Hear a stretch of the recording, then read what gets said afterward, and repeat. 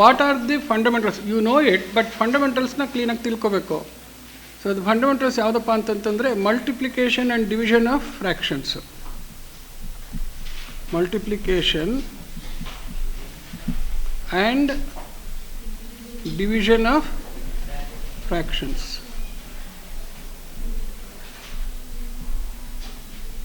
ಇದು letter size ಹಿಂದ್ಗಡೆವರೆಗೆ ಕಾಣಿಸ್ತಾ ಇದೆಯೇನಪ್ಪ ನಾನು ಬರೀತಾ ಇರೋದು? ಕಾಣಿಸುತ್ತಲ್ಲ? ಕ್ಲಿಯರ್ ಇದೆಯಾ? ಓಕೆ.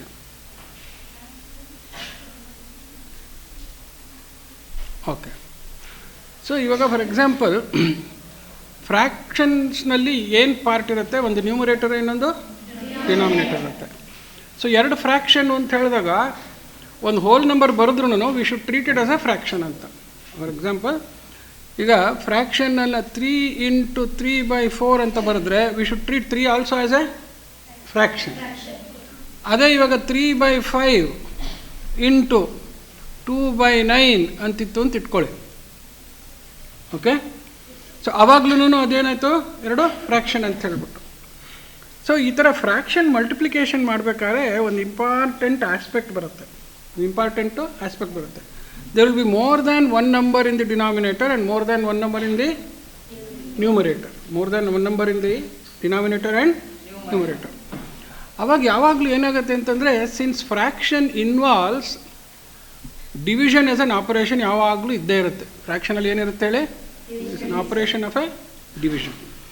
ಸೊ ಆಲ್ವೇಸ್ ಏನಾಗುತ್ತೆ ಅಂದರೆ ಫ್ರ್ಯಾಕ್ಷನ್ನಲ್ಲಿ ಮಲ್ಟಿಪ್ಲಿಕೇಶನು ಡಿವಿಷನ್ನು ಮಾಡಬೇಕಾದ್ರೆ, ಮೋರ್ ದ್ಯಾನ್ ಒನ್ ಫ್ರ್ಯಾಕ್ಷನಿಂದ ಮಲ್ಟಿಪ್ಲಿಕೇಶನ್ ಡಿವಿಷನ್ ಮಾಡಬೇಕಾದ್ರೆ it will happen a situation where one of the numerator is the factor of a denominator. One of the numerator is factor of a denominator ಥರ ಇರುತ್ತೆ. ಯಾವಾಗ್ಲೂ numerator and ಡಿನಾಮಿನೇಟರ್ನಲ್ಲಿ common ಫ್ಯಾಕ್ಟರ್ಸ್ನ cancel ಮಾಡ್ಬೋದು. Because any number divided by the same number is equal to a number divided by itself, any number gives 1. Okay. So ಹಾಗಾಗಿ ಏನಾಗುತ್ತೆ ಅಂತಂದರೆ, ನ್ಯೂಮರೇಟರ್ನಲ್ಲೂ ಏನು factor ಇದೆಯೋ ಕೆಳಗಡೆ ಡಿನಾಮಿನೇಟರ್ನಲ್ಲೂ ಅದೇ ಫ್ಯಾಕ್ಟರ್ ಇದ್ದರೆ we call them cancelling common factors. ಏನಂತ ಹೇಳ್ತೀವಿ? ಫ್ಯಾಕ್ಟರ್ಸ್. ಸೊ ಎ ಅನ್ನೋದು ಒಂದು ಫ್ಯಾಕ್ಟರ್ ಇದ್ದರೆ A is the same factor. So numerator factor, denominator factor ಇದ್ದರೆ basically we are performing division of the number by itself. We are performing what? Division of number by itself. So ಅದಕ್ಕೆ ಇನ್ನೊಂದು ಪದ ಏನು ಹೇಳ್ತೀವಿ? Cancel the common factors. ಏನಂತ ಹೇಳ್ತೀವಿ ಅದಕ್ಕೆ? Cancel the common factor. So ಈ ಥರ ಕಾಮನ್ ಫ್ಯಾಕ್ಟರ್ಸ್ನ ಕ್ಯಾನ್ಸಲ್ ಮಾಡೋ ಲೆಕ್ಕ ಬರುತ್ತೆ ಯಾವಾಗ? ಮಲ್ಟಿಪ್ಲಿಕೇಶನ್ನು ಡಿವಿಷನ್ ಮಾಡಿದಾಗ. ಸೊ ಇದು 3 × 3 ಅಂತ ಬರೆದ್ರೆ ಒಂದು ಕಾಮನ್ ಫ್ಯಾಕ್ಟರು ಹೋಗುತ್ತೆ. ಹೋಗಾದ್ಮೇಲೆ ಇಲ್ಲಿ ಎಷ್ಟು ಉಳಿತು? 1 ಉಳಿತು. ಸೊ ಆವಾಗ ಫ್ಯಾಕ್ಟ್ರಿ ಮಲ್ಟಿಪ್ಲಿಕೇಶನ್ ಮಾಡಬೇಕಾದ್ರೆ between two factors when we multiply, if there are no other common factors, ಯಾವಾಗ ಇನ್ಯಾವುದೋ ಕಾಮನ್ ಫ್ಯಾಕ್ಟರ್ಸ್ ಇಲ್ಲದೆ ಇದ್ದಾಗ ಏನು ಮಾಡಬೇಕು? Numerator into numerator divided by denominator into. ಯಾವಾಗ ಮಾಡಬೇಕು ನ್ಯೂಮರೇಟರ್ ಇಂಟು ನ್ಯೂಮರೇಟರ್ ಅಂದರೆ? After cancelling all the common factors. After cancelling all the common factors. So ಮಲ್ಟಿಪ್ಲಿಕೇಶನಿಗೆ ಇದು. ಸಪೋಸ್ 3 ಡಿವೈಡೆಡ್ ಬೈ 3/4 ಅಂತ ಬಂತು, ಅಥವಾ 3/5 ಡಿವೈಡೆಡ್ ಬೈ 2/9 ಅಂತ ಬಂತು ಅಂತ ಇಟ್ಕೊಳ್ಳಿ. ಓಕೆ. ಸೊ ಇದನ್ನು ಯಾವಾಗಲೂ ಕೇರ್ಫುಲ್ಲಾಗಿ ತಿಳ್ಕೊಬೇಕು.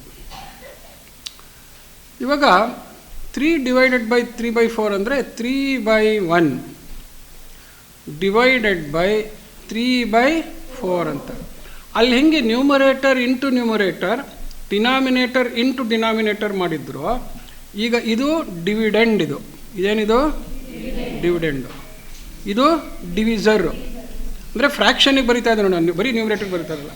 ಆ ಥರ ಮಾಡ್ಬೇಕಾದ್ರೆ ಏನು ಮಾಡಬೇಕು?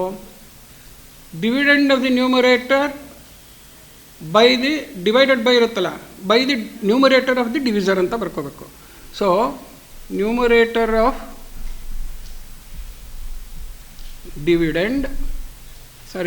numerator of the dividend divided by numerator of divisor ಅಂತ ಬರ್ಕೋಬೇಕು. numerator of divisor.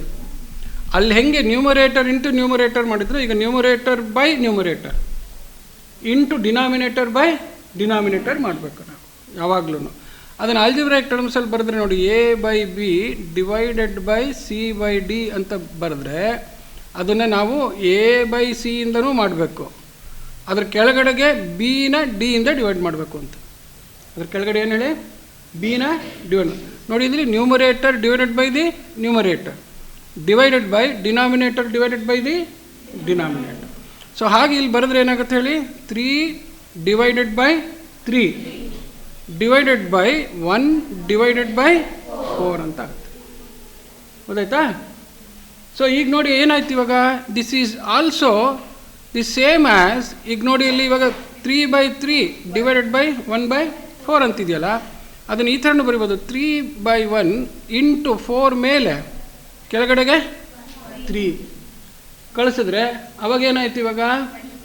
ಇವಾಗ ನೋಡಿ ಇಲ್ಲಿ ನ್ಯೂಮರೇಟರ್ ಇಲ್ಲಿ ಇಂಟು ಇದು ಮಲ್ಟಿಪ್ಲೈ ಆಗ್ತಾ ಇದೆ, ಇದು ಮಲ್ಟಿಪ್ಲೈ ಆಗ್ತಾ ಇದೆ. ಗೊತ್ತಾಯ್ತಾ? ಇದೇನು ಹೇಳಿದ್ದು, numerator into denominator of the divisor. ಇದೇನಿದು, denominator of the dividend into numerator of the divisor ಆಗ್ತದೆ. ಅಂದರೆ this becomes what we call a cross multiplication. ಏನಾಗುತ್ತದೋ, ಇಟ್ಸ್ ಎ ಕ್ರಾಸ್.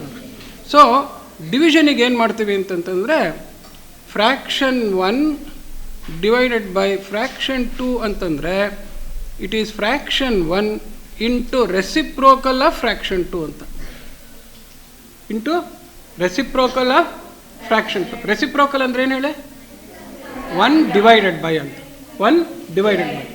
ಫ್ರ್ಯಾಕ್ಷನಿನ ರೆಸಿಪ್ರೋಕಲ್ ಯಾವಾಗ ಆಗುತ್ತೆ, when the numerator becomes denominator and denominator becomes numerator.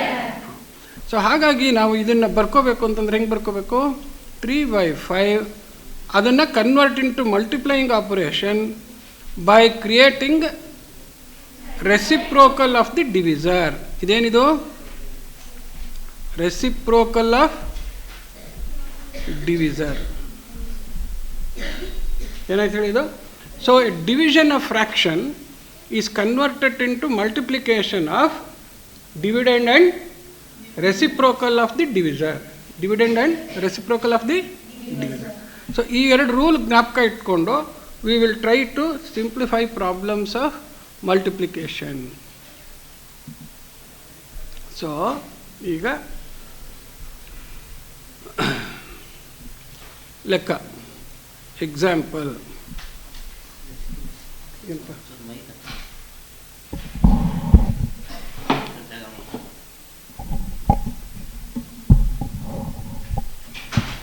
ನಿಮ್ದು ಇದ್ರದ್ದೆಲ್ಲ ಹೊಟ್ಟೋಗ್ಬಿಡುತ್ತಪ್ಪ ಅಲ್ಲಿ. ಇಲ್ಲ, ಏನಾಗಲ್ಲ ಸರ್, ಲೆಂತ್ ಇದೆ. ನೀವು ಹತ್ರ ಇಟ್ಕೊಂಡ್ರೆ ನನಗೆ ಆಡಿಯೋ ನಿಂತಾಗೋದು. ಹುಡುಗರಿಗೆ ಪಾಠ ಕೇಳಿಸ್ತಾ ಇದೆ ತಾನೇ? ರೆಕಾರ್ಡ್ ಆಗದೆ ಇದ್ರೆ ಪರವಾಗಿಲ್ಲ ಬಿಡಿ, ಆಯಿತು ಇರಲಿ. ಓಕೆ, ನಾನು ಮಾತಾಡೋದು ಕೇಳಿಸ್ತಾ ಇದಲ್ಲಪ್ಪ ಎಲ್ರಿಗೂ? ಓಕೆ, ಎಕ್ಸಾಂಪಲ್ ಇವಾಗ ನೋಡಿ ಇಲ್ಲಿ. Find the product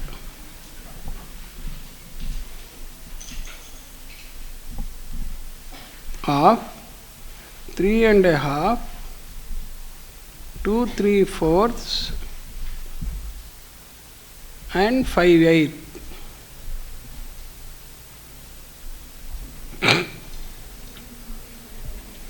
Find the product of. Product ಅಂದ್ರೇನು? Result of multiplication. Product is what? Result of multiplication. ಹಾಂ, ಈಗ ನೋಡಿ ಇಲ್ಲಿ ಈ ಥರ ವರ್ಡಲ್ಲಿ ಕೊಟ್ಟಿದ್ದಾರಲ್ಲ, ಅಂದರೆ ಏನಲ್ಲಿ ಲೆಕ್ಕ ಅರ್ಥ ಇದು? 3.5 ಇಂಟು 2 3/4 ಇಂಟು 5/8 ಅಂತ. 2 3/4 ಇಂಟು 5/8 ಅಂತೇಳಿ.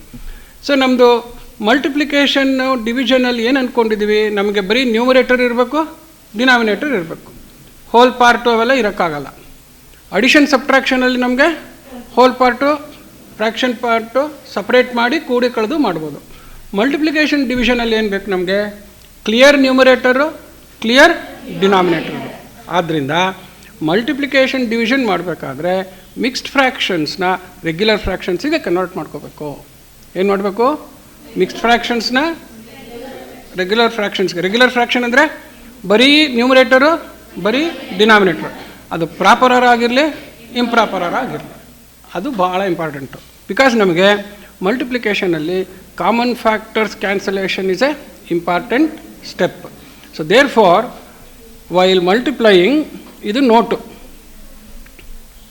ಏನು, for multiplication and division, multiplication and division, convert mixed fraction to ಏನು ರೆಗ್ಯುಲರ್ ಫ್ರ್ಯಾಕ್ಷನ್. ಇದು ಇಂಪಾರ್ಟೆಂಟ್. ಸೊ ಇದೆರಡು ಫಂಡಮೆಂಟಲ್ಸು. ಕೂಡಿ ಕಳೆದು ಮಾಡ್ಬೇಕಾದ್ರೆ ಸಪರೇಟ್ ದೆಮ್, ಗುಣಿಸ್ಬೇಕಾದ್ರೆ convert into regular fraction. Okay, ಅದನ್ನು ನೋಡಿ ಮಾಡಬೇಕಾದ್ರೆ ಈಗ ನೋಡಿ ಇಲ್ಲಿ ಕನ್ವರ್ಟ್ ಮಾಡೋದು ಹೆಂಗೆ ಅಂತ ಹೇಳ್ಬಿಟ್ಟು 3.5 ಅಂತನ್ನೋದು 3.5 ಅನ್ನೋದೇನಪ್ಪ 3 + 1/2 ಅಂದರೆ ಒಂದು ಫ್ರ್ಯಾಕ್ಷನನ್ನೇ ನಾವು ಕೂಡ್ತಾ ಇದ್ದೀವಿ ಅಂತ ಆಯಿತು. ಹೌದಾ, ಫ್ರ್ಯಾಕ್ಷನ್ ಕೂಡ್ತಾ ಇದ್ದೀವಿ ಅಂತ. ಸೊ ಎಲ್ ಸಿ ಎಮ್ ಎಷ್ಟು ಬರುತ್ತೆ 2. ಹೌದಾ, ಇಲ್ಲಿ 3 ಇದೆ, 1 2 2 ಪ್ಲಸ್ ಇಲ್ಲಿ 2 ಇದೆ, 2 1 2 1. ಇಲ್ಲಿ ನೋಡಿ ಇಲ್ಲಿ 3 × 2 ಇದೆ, 1 × 1 ಇದೆ. ಹೌದಾ, ಕ್ರಾಸ್ ಮಲ್ಟಿಪ್ಲಿಕೇಶನ್ ಆಗಿದೆ. ಸೊ ಇಲ್ಲಿ ಏನು ಮಾಡಿದ್ದೀನಿ ನಾನು 2 3 6 ಅಂತಂತಂದ್ಬಿಟ್ಟು ಅದು ಮೇಲಕ್ಕೆ ಒಂದಕ್ಕೆ ಸರಿ, ಇಲ್ಲಿ 2 1 ಇದು 1 ಇದು ಇಲ್ಲ ನಾನೇನೋ ಪೆದ್ದಂತರ ಬರ್ದೀನಿ, ಇದು 1 ಇಲ್ಲೂ 1. ಹೌದಾ, 2 3 6 ಅದಕ್ಕೆ ಎಷ್ಟು ಸೇರಿಸ್ತಾ ಇದ್ದೀನಿ, ಆ ನ್ಯೂಮರೇಟ್ರನ್ನ ಸೇರಿಸ್ತಾ ಇದ್ದೀನಿ. ಈಗ ಫಾರ್ ಎಕ್ಸಾಂಪಲ್ 3 3/4 ಅಂತ ಬರೆದ್ರೆ ನೋಡಿ ಏನಾಗುತ್ತದು 3 + 3/4. ಇದೇ ಥರ ಬರೆದ್ರೆ ಏನಾಗುತ್ತೆ 4 3 × 4 + 3 ಅಂತ ಆಗುತ್ತೆ. ಹೌದಾ, so therefore what we are doing is from the fraction part denominator multiply the whole part, add it to numerator of the fraction part. ಏನು ಮಾಡ್ತಾ ಇದ್ದೀವಿ ಹೇಳಿ,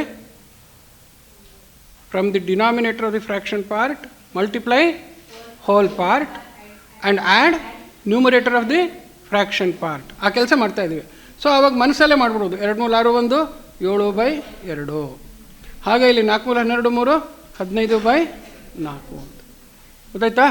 ಸೊ ಮಿಕ್ಸ್ಡ್ ಫ್ರ್ಯಾಕ್ಷನ್ ರೆಗ್ಯುಲರ್ ಫ್ರ್ಯಾಕ್ಷನಿಗೆ ಹೆಂಗೆ ಕನ್ವರ್ಟ್ ಮಾಡೋದು, multiply by the denominator of the fraction part the whole part, add the numerator. ಯಾಕೆಂದರೆ ಈ ಥರ L C M ಲೆಕ್ಕ ಮಾಡಿದ್ದ ಏನು ಬರುತ್ತೋ ಅದೇ ಬರುತ್ತೆ, ಅದನ್ನೇ ಮಾಡ್ತಾ ಇದ್ದೀವಿ ಅದರಿಂದ. Because it is the same standard procedure for every mixed fraction, ಅದನ್ನೇ ಜನರಲ್ ಪ್ರೊಸೀಜರ್ ಥರ ಮಾಡ್ಕೋಬೇಕು. ಸೊ ಆ ಥರ ಬರ್ಕೊಂಡ್ರೆ ನೋಡಿ ಏನಾಗುತ್ತೆ, ಇದು 2 3 6 1 7/2. ಇಲ್ಲಿ 4 2 8 3 11/4. ಇಲ್ಲಿ 5/8. ಯಾವುದಾದ್ರು ಕಾಮನ್ ಫ್ಯಾಕ್ಟರ್ಸ್ ಡಿನಾಮಿನೇಟರ್ ನ್ಯೂಮರೇಟರ್ ಟರ್ಮ್ಸಲ್ಲಿ ಇದೆಯಾ, ಯಾವುದೂ ಇಲ್ಲ. ಹೌದಾ, is equal to therefore ಏನಾಯ್ತು ಇವಾಗ 11 5 55. ಇದು ಕಂಟಿನ್ಯೂಡ್ ಮಲ್ಟಿಪ್ಲಿಕೇಶನ್ ಮಾಡಬೇಕು. ಸೊ ಏನು ಬರುತ್ತೆ ನೋಡ್ಕೊಳ್ಳಿ ಇವಾಗ 385 ಡಿವೈಡೆಡ್ ಬೈ 60. ಯಾವಾಗಲೂ ಈ ಥರ ಪ್ರಾಬ್ಲಮ್ಸಲ್ಲಿ ಫೈನಲ್ ಆನ್ಸರ್ನ ಮಿಕ್ಸ್ಡ್ ಫ್ರ್ಯಾಕ್ಷನಲ್ಲಿ ಇರಬೇಕು. ಏನು ಮಾಡಬೇಕು, ಮಿಕ್ಸ್ಡ್ ಫ್ರ್ಯಾಕ್ಷನಲ್ಲಿ. ಇಲ್ಲಿ ನೋಡಿ, ಇಲ್ಲಿ ಇವಾಗ 64 2 ಎಷ್ಟಪ್ಪ 128, 3 6 18, 5 6 30 ಬರುತ್ತೆ, 7 6 42 ಬರುತ್ತೆ, ಅಂದರೆ 5 ಮಗ್ಗಿ ಬರುತ್ತೆ. ಹೌದಾ, ಹೆಂಗೆ ಮಾಡಿಕೊಂಡೆ ಹೇಳಿ ನೋಡಿ, ಇಲ್ಲಿ 380 ಇದೆ, 6 6 36 ಬರುತ್ತಾ ನೋಡು. 6 ಗುಣಿಸು 6 4 24, 36 2 38. ಹೌದಾ, ಸೊ ಇವಾಗ ಎಷ್ಟು ಬಂತು ನೋಡಿ, ಇಲ್ಲಿ 385.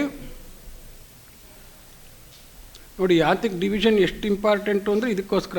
385 ಡಿವೈಡ್ ಬೈ 64 ಮಾಡಿದ್ರೆ 64 ಎಷ್ಟು 6 6 4 24, 32 2 34, 5 4 1 1, 8 4 ಹೋದರೆ 4. ಮತ್ತಿದೇನಾರು ಹೋಗುತ್ತಾ, ಯಾವುದು ಕಾಮನ್ ಫ್ಯಾಕ್ಟರ್ ಇಲ್ಲ. ಹಾಂ, ಏನಪ್ಪ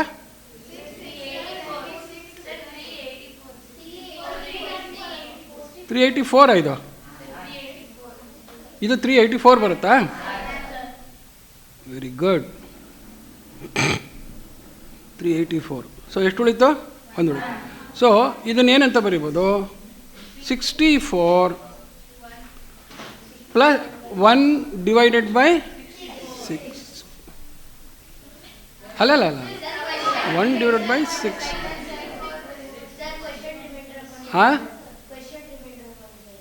ಏನಪ್ಪ ನನಗೆ ಗೊತ್ತಾಗಲಿಲ್ಲ. ನೀನು ಒಂದು ನಿಮಿಷ ತಡಿ, ಇದನ್ನು ಕರೆಕ್ಟಾಗಿ ನೀವು ಎಲ್ಲೋ ಅರ್ಜೆಂಟ್ ಮಾಡಿಬಿಟ್ರಿ ನನಗೆ. ಈಗ ನೋಡಪ್ಪ, ಇವಾಗ 64ರಿಂದ ಭಾಗಿಸಿದ್ದೀವಿ, ಹೌದನಪ್ಪ.